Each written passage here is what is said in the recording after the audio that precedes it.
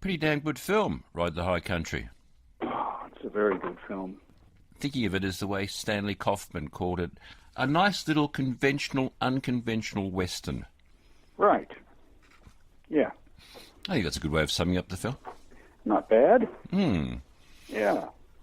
Okay, this is a film about two old Westerners who had been lawmen, who hadn't seen each other for a long time, who accidentally bump into each other in a Western town early in the 20th century, and who then take on the chore of riding up to a mining town up in the mountains and escorting a shipment of gold bullion down to the bank in the little town. And along the way, they stop at the ranch of a very Protestant, very religious rancher named Knutson and his daughter, whom he is very protective of, overly protective. They spend the night there. They ride on the next day. The daughter catches up with them because she wants to go up to the mining town to get married, which her father won't let her do. And also escape the incredibly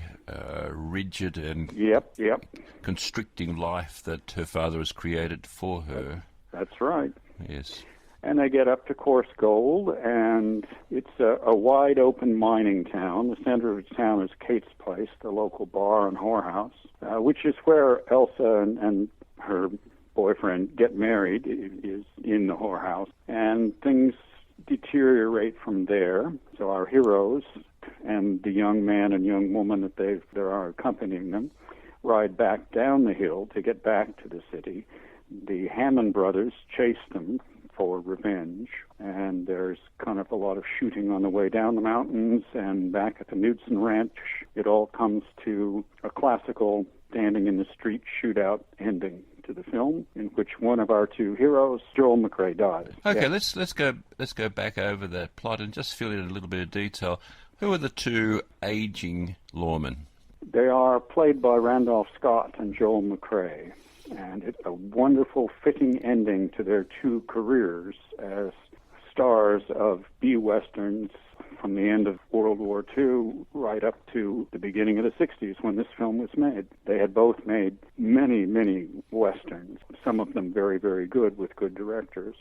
Both of them also starring in many non-Westerns too, very fine films. I think John McCrea was a leading man in the 30s and 40s, yes, and some exceptional work with people like Alfred Hitchcock and Preston Sturges. So a very, very fine actor with a fine acting CV. I think both of them apparently, certainly Joel McCrea publicly and deliberately, decided at the end of World War II to specialize in making Westerns. Yes. And whether Randolph Scott made that conscious decision or not, most of the films he made from World War II up until Ride the High Country were Westerns. There's certainly people that you identify with the genre, aren't they? Absolutely. And the hallmark actors within the genre. A lovely comment made by John McCrea in the 80s, 20 years after this film was made.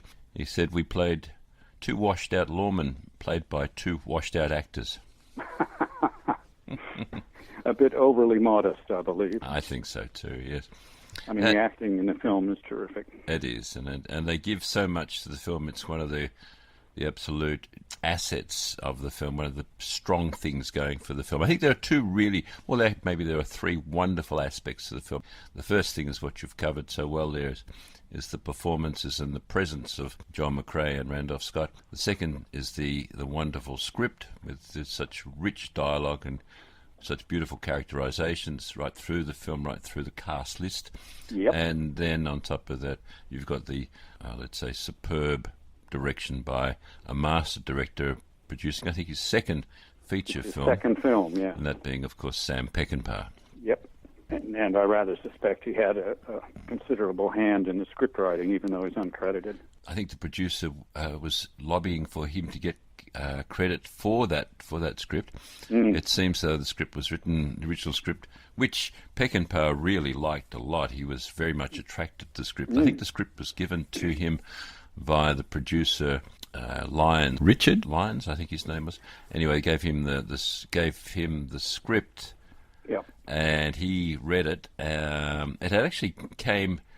It actually came via Randolph Scott, I think, from Burt Kennedy. Had somehow it was in one of the messengers, the couriers in this process, but got to Randolph Scott. Scott passed it on to Lyons, and Lyons passed it on to Sam Peckinpah on the basis not of the previous film that he'd made, which was The Deadly Companions, but on the basis of his excellent television work. The Westerner and the Rifleman. Yeah, particularly The Westerner. I think he'd seen 4 episodes of The Westerner, and he Yep. thought this was a director with a lot of potential, so he gave him the script to read. Yeah. He loved the script. Peckinpah loved the script. Then sent it back and said there's a few things to be changed.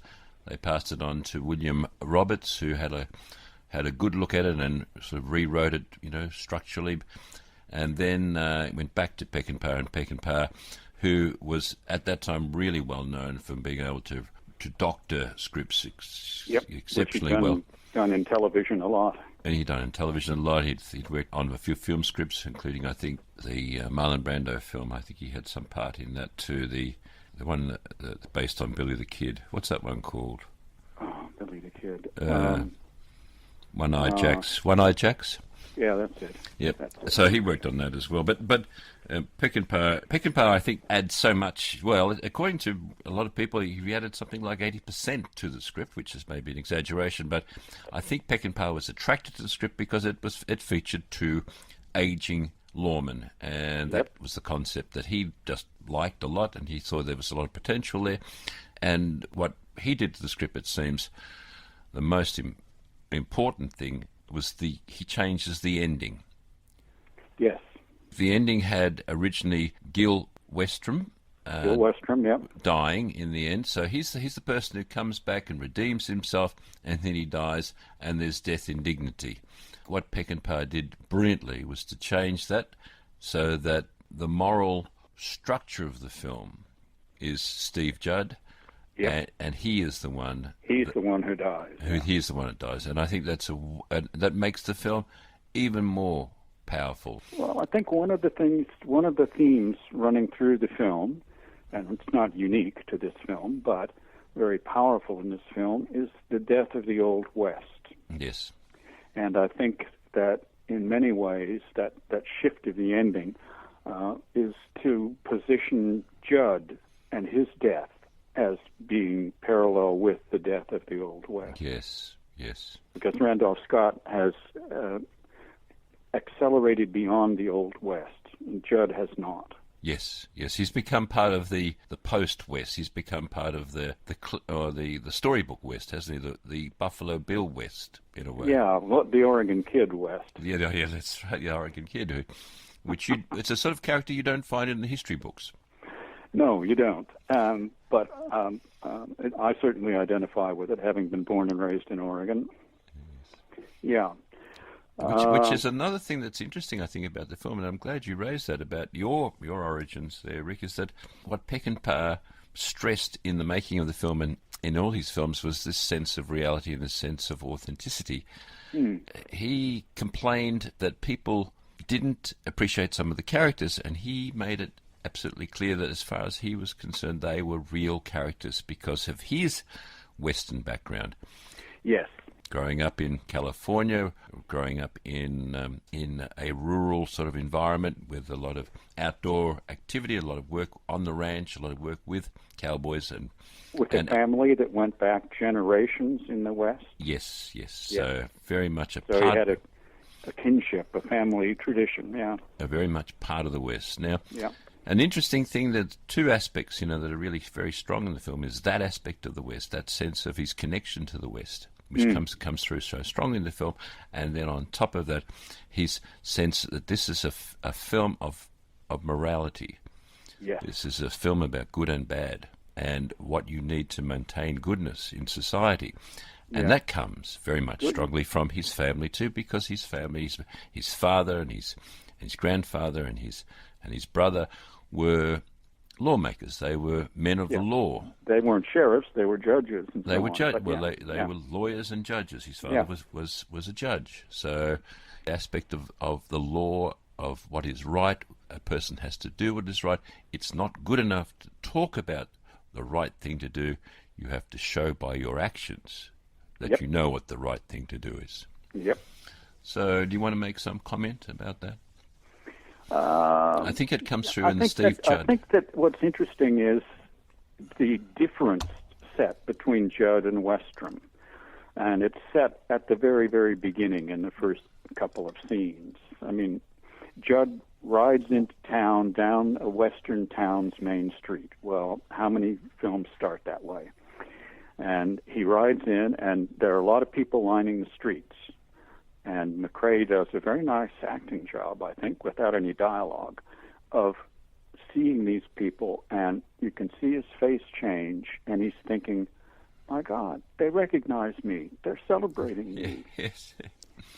But it turns out not to be the case, because there are now in the town policemen who look just like turn-of-the-century uniformed cops from New York City or Chicago. Yes. And the policeman shoos him off the street because something's going to happen. And In the meantime, we see a horseless carriage, so we know we're in the 20th century. Yes, just before that, policeman had shooed off a small child Yep. off the street and does the same sort of action to this legendary, or who he thinks to be a legendary lawmaker from the from the heroic West. But Yeah. he gets the same treatment as a child. Yeah, and then it turns out the race is between a camel and some horses, and that's our first little hint in the film about duplicity and dishonesty, because as it's said later in the scene, well, at that distance, the camel can outrun any horse, Yes. and this turns out to be Gil Westrom's young partner or young protege who's running this con where he bets that his camel can beat your horses. And I think that character played by Ron Starr, who didn't have a very long career in movies, but I think he's very good in this film. Yes, he is. As the young callow youth who grows throughout the film. But his character's name, I think, is interesting. His name is Heck, which sort of like is like Fleck, something that is an easy dismissible sort of character's name. Yeah. As he is, very much so, in the early part of the film. So the name, the names of the characters are very interesting. I agree. As they often are in Peckinpah films, too. And the kind of chance meeting between the two old friends at the carnival in the town when Steve Judd sees at this shooting booth that's being run by somebody in a false beard, false mustache, false hairdo, posing as the Oregon Kid. As a look-alike Buffalo Bill, in a way. Yeah, yes. Exactly so. Right this way, folks. Come on. Step right up and try your luck. Everybody welcome. See the Oregon Kid in person. Right this way, folks. Come on. Step right up and outshoot the famous Oregon Kid, the last of the Western Town Tamers. Fatten your wallets and be a hero to your family. Everybody welcome. Step up, try your luck. All you gotta do is hit the plate, and you win the money. Quit the sermon and turn her loose. $1 on the yellow.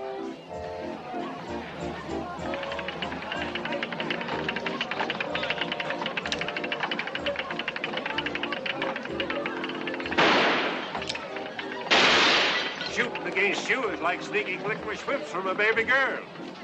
Care to try again? And Steve Judd goes over there. Mister, could I make a 10-cent bet? A whole dime? You're a plunger, sir.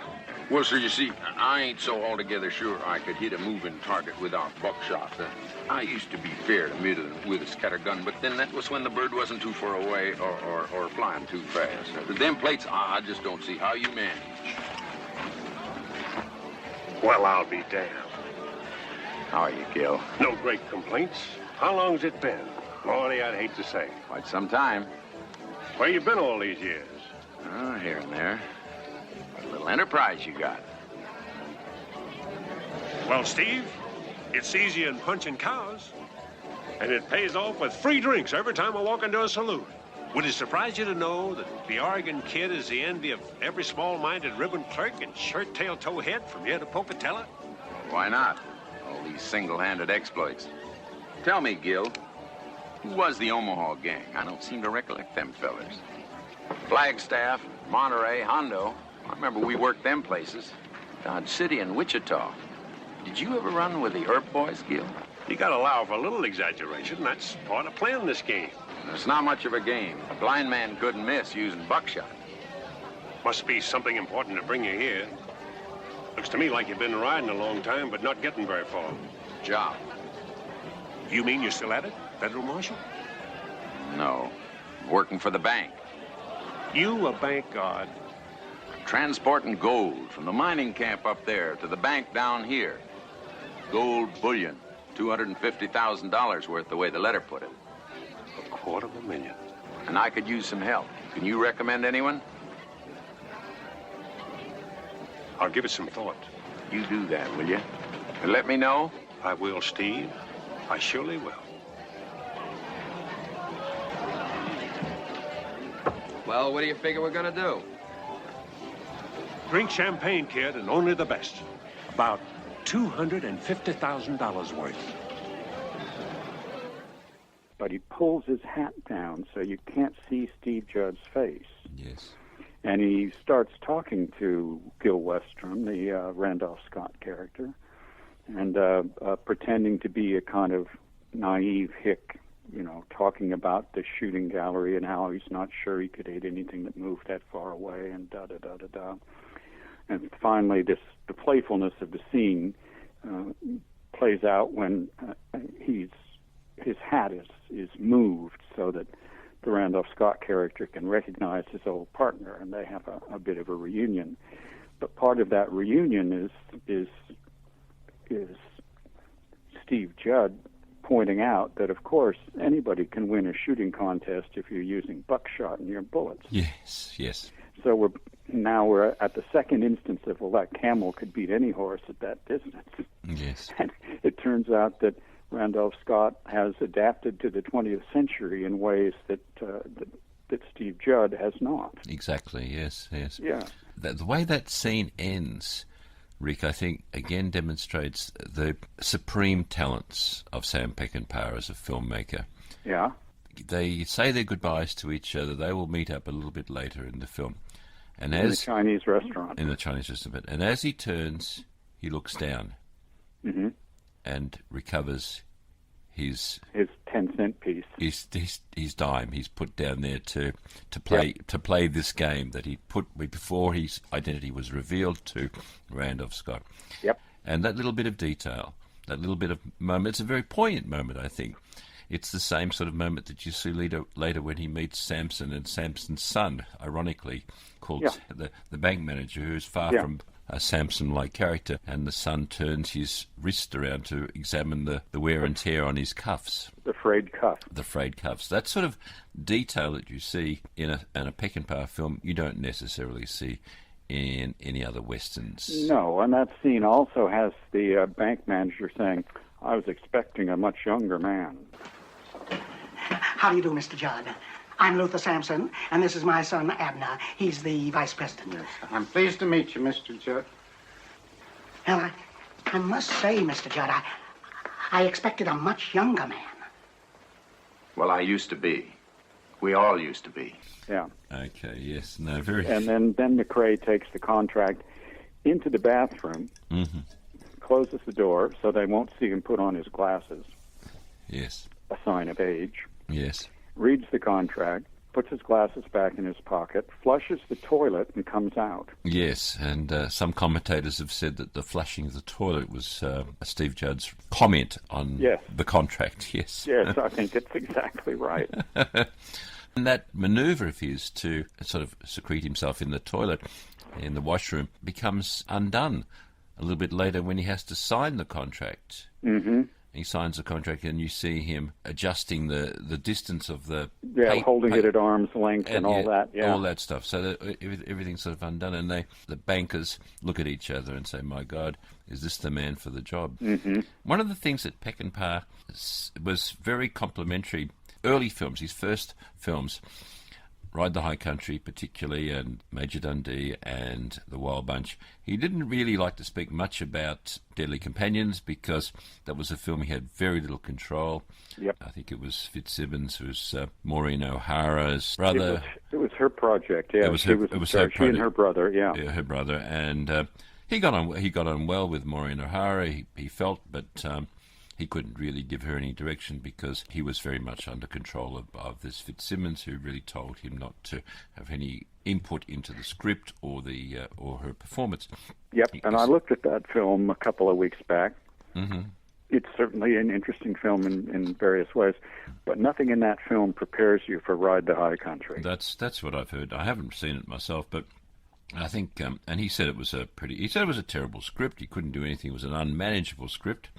It's not a very interesting script, I'll tell you that. One comment he made, I think, that's really good in an early '60s interview. He made the case that it was a film that was not only was it a bad script, but the characters were based on gimmicks. One had a scalped head, and one had a scar, and whatever. And they were all these characters were based on gimmicks. Yep. They weren't based on character or personality or any sense of reality. So that's something that he said. But any good that came from that film, he would credit Bill Clothier. Okay, the cinematographer. Yeah. Okay, when he's talking about Ride the High Country, he will always mention Lucien Bollard. Yep. He was his cinematographer. As he well should. As he well should, because it's beautiful work. Boy, is it. And he would also mention someone who's sort of forgotten, I think, in film, Leroy Coleman. Now, Leroy Coleman was the art director. Yep. We've talked before about Peckinpah's great use of detail and great ability to infuse his films with lots of style through the use of detail.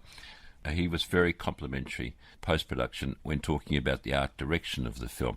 And you see that so nicely in The Bank, the way the furniture is laid out, the way the set is dressed, and the way the scenes are framed. They're so beautifully done. Well, and the shooting gallery, too. The shooting gallery, too, yes, exactly. Beautiful, with all its signs and, And the scenes that really attract me, really were quite beautifully done are the scenes in the Knutson farmhouse. Yes. The last scene in the farmhouse where he hits his daughter, where Armstrong hits Elsa, and she's on the floor, and he leaves the room, closes the door. It's just a beautifully composed shot featuring really wonderful art direction. And I have a feeling that the way that these, I might be sort of going out on a bit of a limb here, but Peckinpah's work with Don Siegel as a dialogue director, and with Jacques Tourneur, and in the film he worked with Tourneur. Peckinpah actually has a small speaking role in that film too, as a bank teller. But both those films show beautiful use of cinematography, I think, and also cinemascope and the way characters are framed. Peckinpah learnt a lot from those two directors in those films, and particularly Jacques Tourneur in the way a set is dressed. And I think that comes through. There are some beautiful interiors in the film Wichita, that remind me of the way Ride the High Country is. The interiors in that film are also dressed as well too.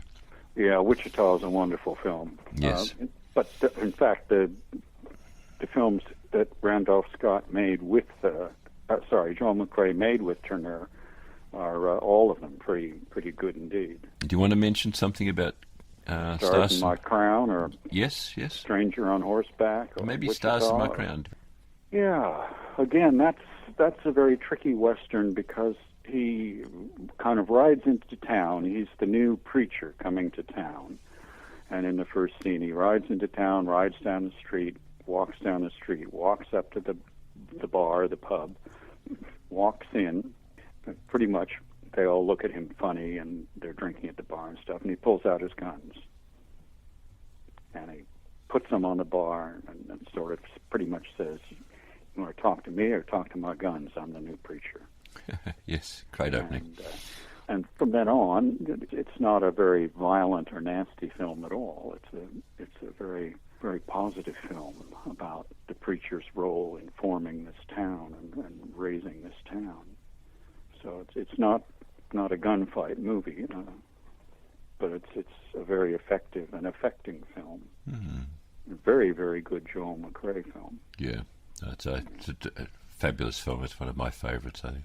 Yeah, and it has a kind of relationship in the Joel McCrea character to McCrea in Ride the High Country. Yes. Because he's not particularly violent. He's got social skills. At the Knudsen Ranch, he can match Joshua Knudsen quotation for quotation from the Bible, and yes, scenes are quite interesting. Yes, they are. They're terrific scenes. Now, about two aspects of the film that I find really quite striking. The film moves along very nicely, and we've talked about the early parts of the film.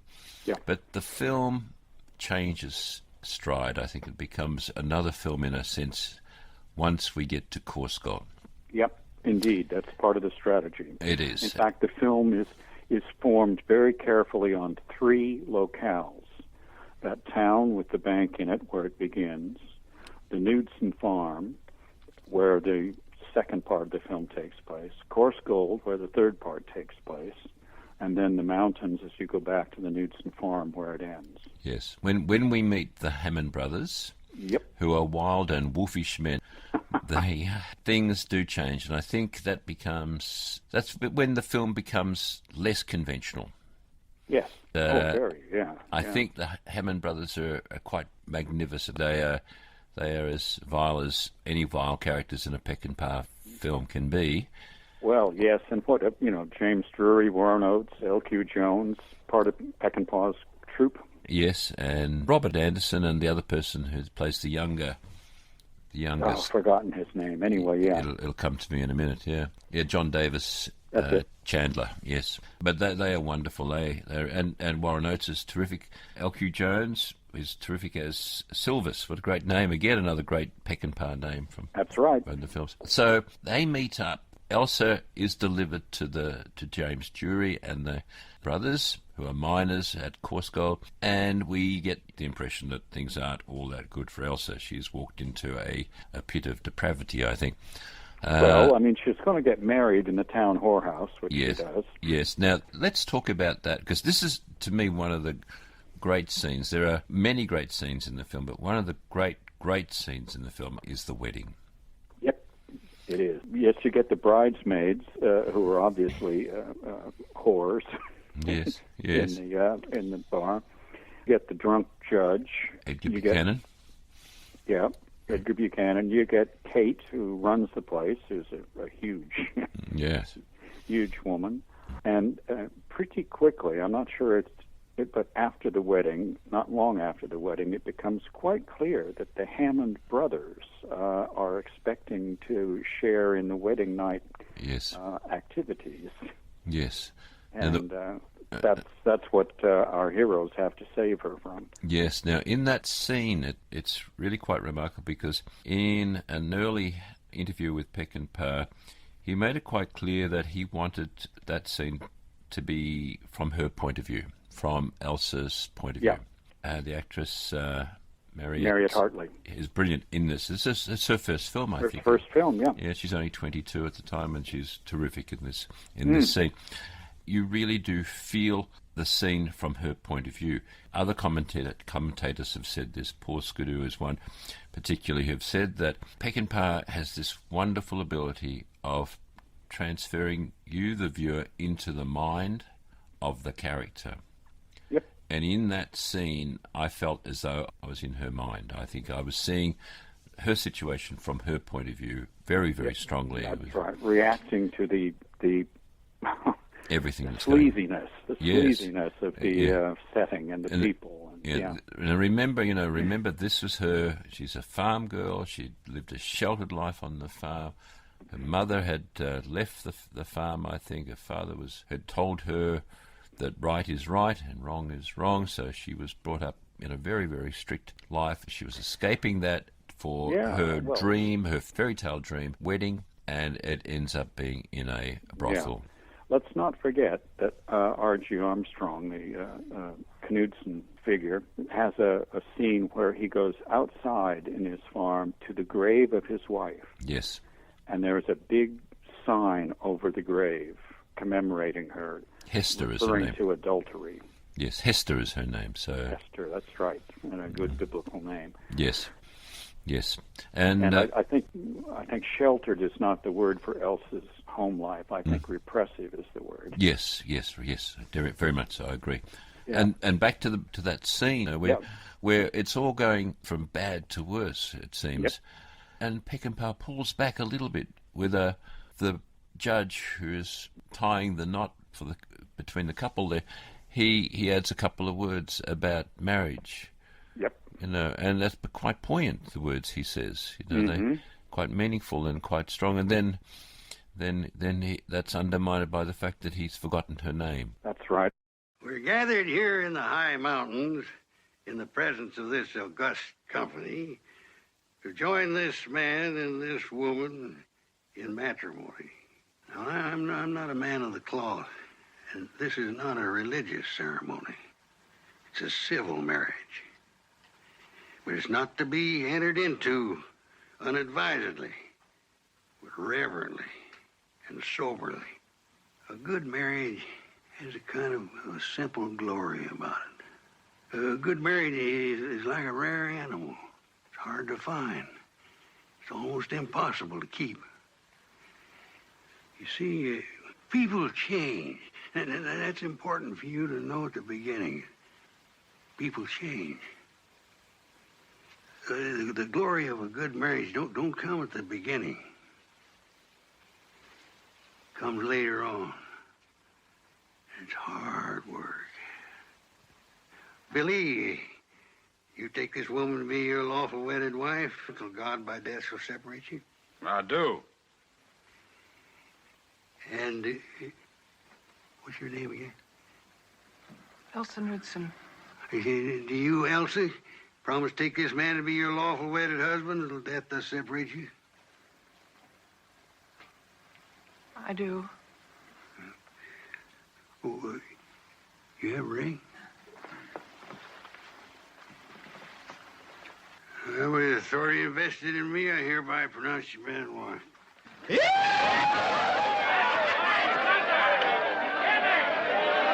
All right, girls, change your clothes.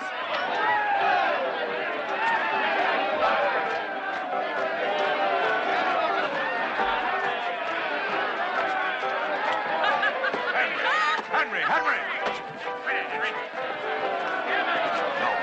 Oh, so. Now, listen up, fellas. Don't go messing with me. Get out of the way, Elder. And so on. It goes. It's just a wonderful scene. It's some people would say it might be like a Fellini-like scene with, Could be. with the characters in the background looking And at on, that point, the Hammond brothers take over. and they take over and they become Yeah. wild and reckless, and she's at great risk, of course. But then, as you said before, saved not by Randolph Scott and John McCrae, but by Ron Starr and Yeah, Heck Longtree. Heck Longtree and Joel McRae, Steve Judd come in, and Yeah. it's at this point we are starting to see the change with the Heck Longtree character, which is another intriguing and delightful aspect of the plot, I think. Now, yes, At this point, we already know, before they get to Coarsegold, we know that Gil Westrom and Heck Longtree are planning to steal the gold. yes, So yes. we've already got that issue of honesty, dishonesty, intent, and so on floated into the film. Yes, and there is maybe a little bit of a thought in our mind too that Steve Judd is a little bit of aware of this too, but he's trying not to believe his worst thoughts about his old friend. But we're starting to get an indication too that I think he thinks there's something. It's certainly been constructed from almost the beginning of the film that Westrom is willing to be pretty loose with the truth, with Yes. honesty, and so on and so on, and that Judd has found that out Yes, at the shooting gallery. Yes, exactly. There it is, and this is one of the interesting sort of backstories of the film is that the two characters had originally been nominated to play the other character. John McCrea was going to play Gil Western, the devious character. Yep. Randolph Scott was going to play Steve Judd. Steve Judd, that's Yeah, right. now, and it's an interesting little story because they had lunch at the Brown Derby and they decided to reverse the characters, but they were both hesitant to do it. Joel McCrea was, had made up his mind. He was adamant that he wasn't going to play the Gil Western role because he would have lost that sense of dignity that he had tried to maintain within his role characters that he had played. And he didn't want to lose that. He didn't want his last film to violate that code that he was working so strongly to all in his last films. And Randolph Scott, unbeknownst to anyone, also didn't really want to play the Steve Judd character because he wanted to play maybe a looser, more devious sort of character than the roles that he had been playing in the Bud Boetticher films. So they didn't. Well, some of the Bud Boetticher films are pretty slick too. I mean, They, Buchanan Rides Alone, for yes, instance. yes, of course, yes, you're right. They didn't want to reveal it. And when one said that he wanted to play the other, I said I want to play the other. So great. So that was a wonderful little situation that they'd got themselves in and got themselves out of very quickly. That's as story is related by Burt Kennedy. But the original reason for the producer Lyons wanting McCrea to play the Gil Western character is interesting because he would be more deceptive in a way. He would deceive the audience a little bit because he'd be playing against character. More so, yes. Yeah, against the established character from his other films. Yes, and that was an interesting idea, but it was something that fell through in the production. But an interesting idea. Now, I want to ask you about one of the most quoted lines of all westerns. Yeah. The line, of course, is... I don't know. Well, we were talking... Yes, okay. We were talking before about the manoeuvres that Gil Western is applying, on the trail to try to find out if they can steal the gold with Steve Judd as an accomplice. Yeah. Working on him, and he's telling stories about the old days and how people, old lawmen that they knew and respected, have since departed this world with no money. Yeah. Goes on into trying to soften up Steve. Okay. Sorry, I should have twigged to this. Yes, I know the line you mean. And the line is... I just want to enter my house justified. Good to be working again, Gil. Yeah. Rodney, you know what's on the back of a poor man when he dies? The clothes of pride. And they are not a bit warmer to him dead than they were when he was alive. Is that all you want, Steve? All I want is to enter my house justified. He's not worried about money. He just wants to die with honor and in God's grace. Yes. In a way, he wants to go into his home justified, doing the right thing. He doesn't want to have any black marks against him. Yep. He wants to do the right thing. Yep. That's all. Simple as that, really, isn't it? Yeah.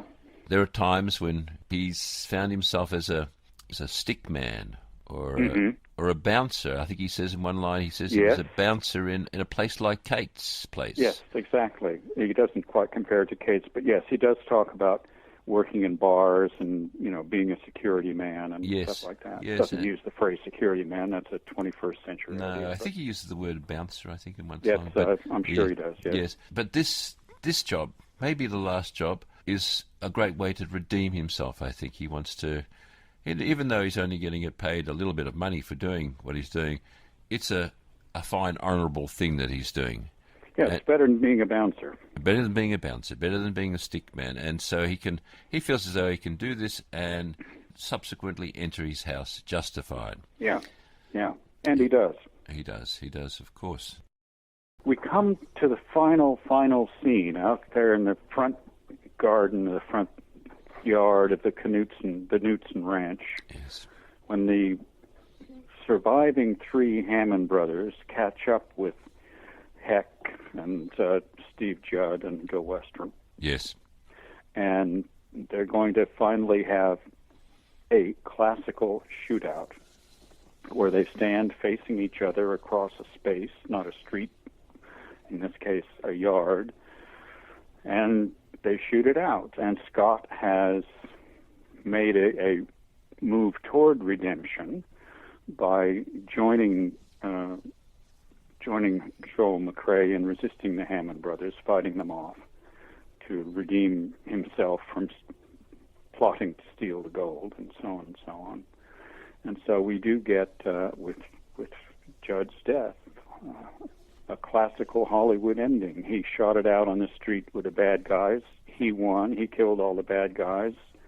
He dies and gets to enter his house justified. He does, yes. And what they both crave for some good old-time activity. Partner, what do you think?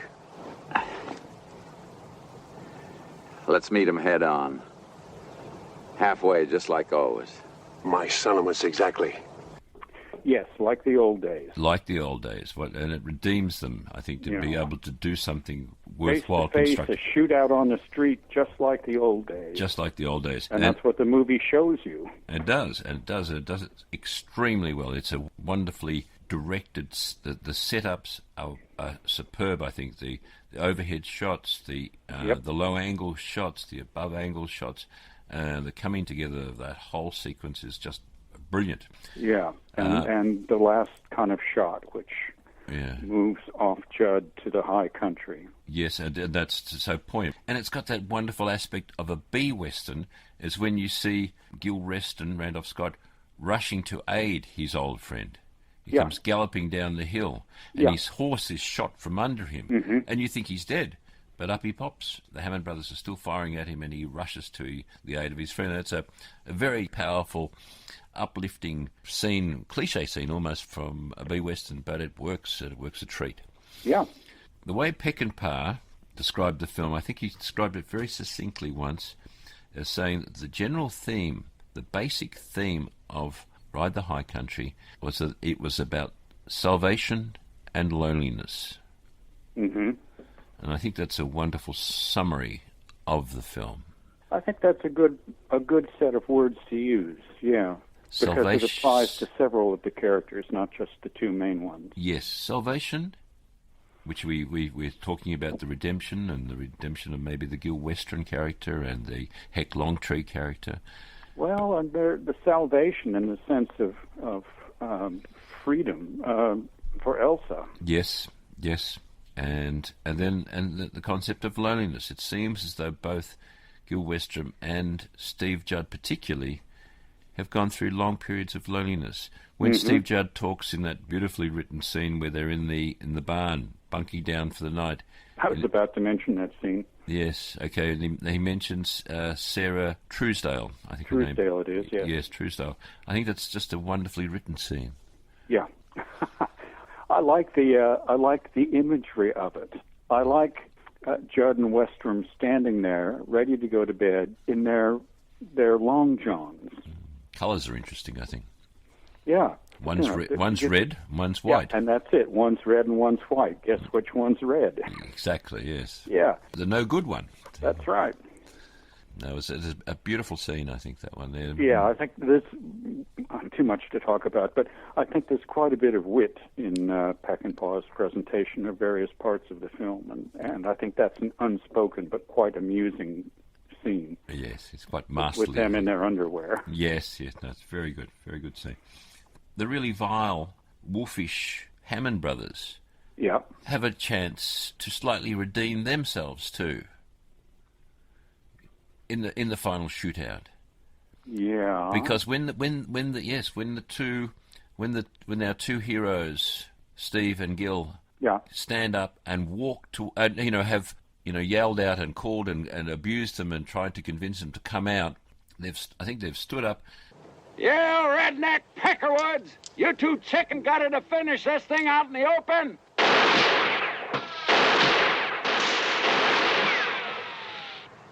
Two old men against all three of you boys. And if them odds ain't enough for your damn dry-gulching southern trash, we'll send out the girl.